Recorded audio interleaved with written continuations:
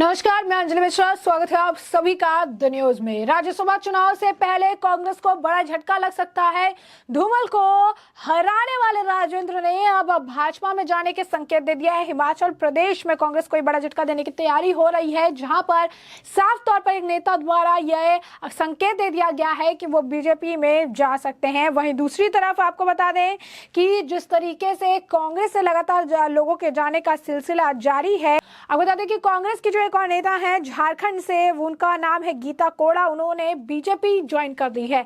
जी हाँ, back to back Congress को बड़ा झटका देने की तैयारी में बीजेपी लगातार, अगर आप देखेंगे तो कांग्रेस की मुश्किलें बढ़ाती नजर आ रही है बीजेपी। और ऐसे में क्या है माजरा, विस्तार से समझेंगे। सबसे पहले बात कर लेते हैं कि किस तरीके के हालात अब आने वाले समय में राज्यसभा चुनाव से ठीक पहले क्या किस खेल की तैयारी बीजेपी कर रही है। तो सुजानपुर के विधायक राजेंद्र राणा ने कहा है कि विधानसभा क्षेत्र की जनता का फैसला सर्वमान्य था और भविष्य में भी रहेगा। जैसा जनता कहेगी उसी के मद्देनजर अगला कदम जो है उठाएंगे। उन्होंने अपने निवास स्थान पटलांदर में पार्टी कार्यकर्ताओं को विशेष बैठक में राणा ने कहा कि जनता अगर कहे कि भारतीय जनता पार्टी में शामिल होने पर भी विचार किया जाएगा। उनका मकसद मंत्री बनना नहीं है, बल्कि लोगों को के लिए काम करना है और इसके लिए वो लगातार आवाज उठाते रहेंगे। सुजानपुर की जनता का मान सम्मान उनका अपना मान सम्मान है, लेकिन सुजानपुर के हितों की अगर अनदेखी होगी तो विधानसभा क्षेत्र की जनता चुप नहीं बैठेगी। राणा ने यह भी कहा कि वह 23 साल से राजनीति में है और धर्म और लोगों की पार्टी देखकर वो काम नहीं करते। उनके पास जो भी आया है उसका काम किया हुआ है। प्रदेश सरकार सुजानपुर विधानसभा क्षेत्र की जनता की अनदेखी कर रही है, जिसे सहन नहीं किया जाएगा। 1.25 साल में उनकी रखी मांगे सरकार ने पूरी जो है नहीं की है। उन्होंने पूर्व जो मंत्री हैं, मुख्यमंत्री हैं वीरभद्र सिंह को याद करते हुए कहा कि वो जो बोलते थे पत्थर की लकीर होती थी। उन्होंने कहा कि कांग्रेस सरकार ने उन्हें वर्ष 2017 से लेकर 2022 तक जो भी जिम्मेदारी दी उसे उन्होंने तन मन धन से निभाया। हमीरपुर जिला जो भारतीय जनता पार्टी का गढ़ होता था, वहां पर कांग्रेस का परचम लहराया। सुजानपुर के लिए जो अच्छा होगा वो किया जाएगा। बड़ा फैसला लेना पड़ेगा तो लोगों की सहमति से बड़ा फैसला भी लिया जाएगा।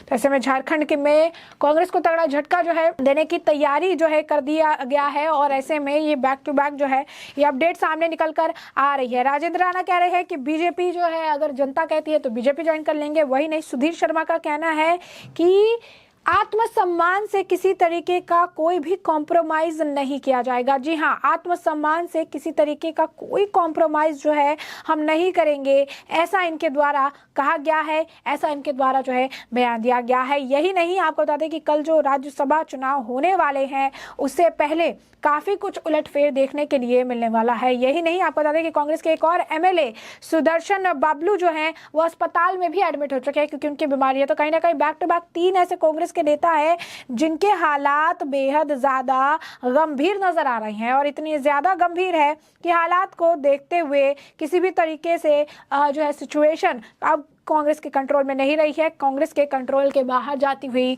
दिख रही है। और साफ तौर पर अब यहाँ पर जो कल राज्यसभा चुनाव की जो डेट है, अब कल राज्यसभा चुनाव से पहले कई सारा उलटफेर जो है आने वाले समय के साथ देखने के लिए मिलेगा। वही दूसरी तरफ झारखंड में भी कांग्रेस को बड़ा तगड़ा झटका लगा है क्योंकि गीता कोड़ा बीजेपी में शामिल हो गई है। आप सोच रहे होंगे कि कौन है गीता कोड़ा और बीजेपी में शामिल होने के पीछे का कारण क्या है, विस्तार से समझिए।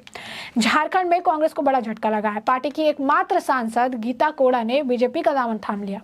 गीता कोड़ा ने झारखंड बीजेपी के अध्यक्ष बाबूलाल मरांडी और नेता प्रतिपक्ष अमर बाउरी की मौजूदगी में बीजेपी का जो दामन है वो थामा है।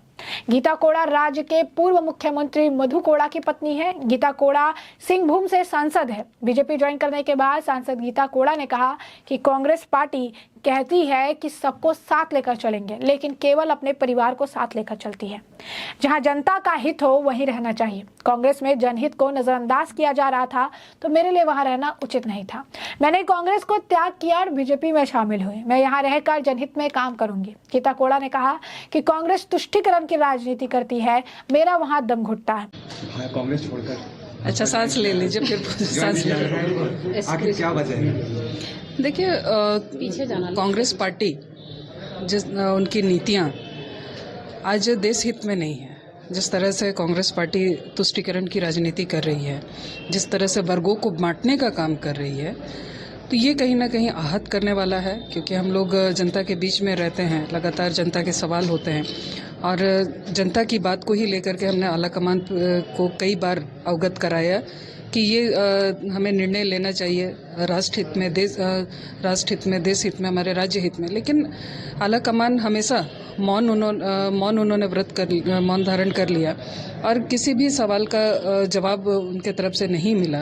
तो ऐसे में हम लोग कैसे क्षेत्र का विकास करें या जनता समाज के लिए, राष्ट्र के लिए हम लोग कैसे काम करें? तो आदरणीय मोदी जी जिस तरह से सभी वर्गों को साथ लेकर के चल रहे हैं, जिस तरह से आज पूरे विश्व में उनके नेतृत्व को लोहा लोग मान रहे हैं, तो मुझे लगता है कि उनके ही नेतृत्व में हमारे झारखंड का विकास होगा, देश का विकास होगा। इन चुनाव से पहले लोग कहें कि चुनाव से पहले क्या ऐसा हुआ कि कांग्रेस को छोड़ना हुआ? देखिए, इन चुनाव से पहले की बात नहीं है। हमने कई बार, जब से मैं पार्टी में हूँ, कांग्रेस पार्टी में जब से मैंने थी या मुझे जब से जिम्मेदारी दी गई कार्यकारिणी अध्यक्ष की, हमने लगातार कांग्रेस को अवगत कराने का प्रयास किया, यहाँ की समस्याओं से, जो यहाँ के लोगों की समस्याओं से अवगत कराने का प्रयास किया। लेकिन पार्टी कहीं भी सुनने को तैयार नहीं है, पार्टी मिलने को तैयार नहीं है, सुनने को तैयार नहीं है। तो ऐसे में हम लोगों के पास में कोई रास्ता नहीं बचा था, कोई विकल्प नहीं बचा था, इसलिए हम लोगों ने भारतीय जनता पार्टी छोड़ी। में क्या लगता है कि मजबूती मिलेगी आपको बीजेपी की पकड़ में? देखिए, भारतीय जनता पार्टी पूरे प्रदेश में बहुत मजबूत है। अगर पिछले चुनाव का रिकॉर्ड भी हम लोग देखें तो बहुत मजबूती के साथ में पार्टी लड़ी है।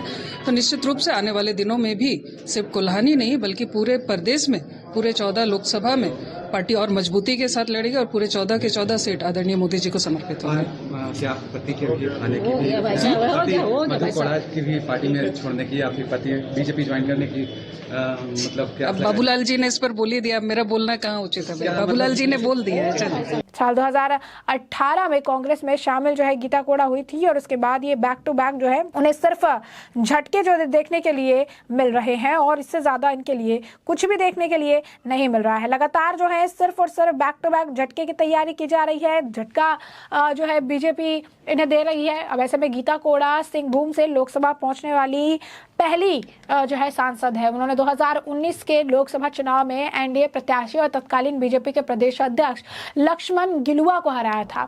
इससे पहले 2014 के लोकसभा चुनाव में लक्ष्मण गिलुआ ने गीता कोड़ा को हराया था। वहीं 2009 में हुए झारखंड विधानसभा चुनाव में गीता कोड़ा ने 25,000 वोटों के अंतर से जीत हासिल की थी। उस समय उन्होंने झारखंड की सबसे कम उम्र की विधायक होने का रिकॉर्ड भी उनके नाम किया था। गीता कोड़ा की उस समय उम्र 25 साल थी। साल 2018 में गीता कोड़ा कांग्रेस में शामिल हुई थी। बता दें कि गीता कोड़ा का जन्म 26 सितंबर 1983 में मेघातू बुरु नाम के जिले में हुआ था। उन्होंने इंटरमीडिएट तक की पढ़ाई की। 2009 में जब मधु कोड़ा को भ्रष्टाचार के मामले में जेल जाना पड़ा तब गीता कोड़ा ने राजनीति में कदम रखा था। अब उन्होंने कांग्रेस से इस्तीफा देकर बीजेपी का दामन थाम लिया है। कल जो है राज्यसभा चुनाव होने वाले हैं और राज्यसभा चुनाव होने से पहले दांव पेच जो है काफी ज्यादा यहाँ देखने के लिए मिल रहा है और हिमाचल में कांग्रेस की स्थिति भी अब खराब नजर आ रही है, क्योंकि बैक टू बैक 3 ऐसे लोग हैं, 3 ऐसे अगर आप कहेंगे नेता हैं जिनकी अब स्थिति ऐसी नजर आ रही है कि किसी भी तरीके से कहीं भी जो है पासा पलट सकता है, पाला जो है वो बदल सकते हैं। और ऐसे में कोई बीमार पड़ रहा, कोई कह रहा कि अगर जनता कहेगी तो बीजेपी के साथ चले जाएंगे। किसी का ये कहना है कि आत्मसम्मान जो है, सब कुछ आत्मसम्मान से समझौता नहीं किया जाएगा।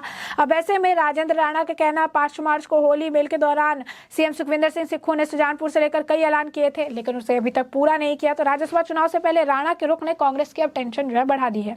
राज्यसभा की एक सीट के लिए कांग्रेस और बीजेपी दोनों दलों ने उम्मीदवार जो है उतारे हैं और ऐसे में पूरी तरीके से जो सिचुएशन है वो चेंज होती नजर आ रही है और इसमें किसी भी तरीके की कोई दो राय या गलत चीजें नहीं है। 5 मार्च को उन्होंने कहा था कि किस तरीके से चीजें कही गई लेकिन पूरा नहीं हुआ। अब राज्यसभा की एक सीट के लिए कांग्रेस और बीजेपी दोनों दलों को उम्मीदवार उतारे हैं। राज्यसभा चुनाव में नंबर गेम कांग्रेस के पक्ष में था लेकिन बीजेपी ने दूसरा उम्मीदवार उतार कर यह सीट फंसा दी। हिमाचल प्रदेश विधानसभा में विपक्ष के नेता जयराम ठाकुर ने दावा किया था कि पार्टी लाइन से हटकर भी कई विधायकों से संपर्क किया जा रहा है। बीजेपी ने कांग्रेस के अभिषेक मनु सिंघवी के खिलाफ हर्ष महाजन को उम्मीदवार बनाया है। हर्ष भी कांग्रेस से ही आते हैं और पूर्व सीएम वीरभद्र सिंह के कारोबारियों में गिने जाते हैं।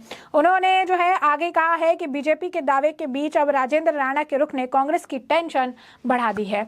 अब साफ तौर पर कांग्रेस की टेंशन बढ़ा दी है, चीजें जो है कही जा रही है। अब ये देखना दिलचस्प होगा कि कल का राज्यसभा चुनाव किस ओर जाता है, क्योंकि नंबर गेम जो है हर वक्त हर पल जो है बदलता नजर आ रहा है। अब ये देखना दिलचस्प होगा कि कल के चुनाव में क्या कुछ देखने के लिए मिलता है, राज्यसभा चुनाव में जीत किसकी और हार जो है किसे देखना पड़ता है। तो ऐसे में हमने आपको जो पूरा मामला है ये बड़ा विस्तार से बताया है कि यह पूरा मामला क्या है, और इस मामले पर आपकी भी जो राय हो हमें कमेंट सेक्शन में कमेंट करके जरूर साझा करिएगा।